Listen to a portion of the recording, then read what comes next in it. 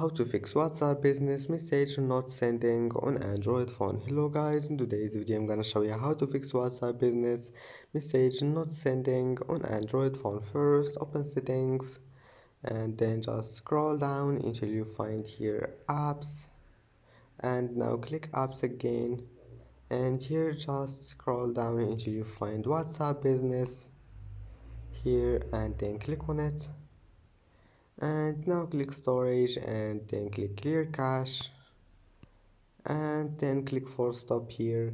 Now just go back, go to this one here, data usage, and check this one, background data. Maybe you'll find it like that, and then just allow it, click on it, and that's it.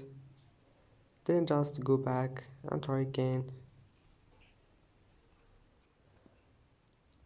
and that's it. Your problem must be fixed, and that's it for today's video. Don't forget like and see you in the next video.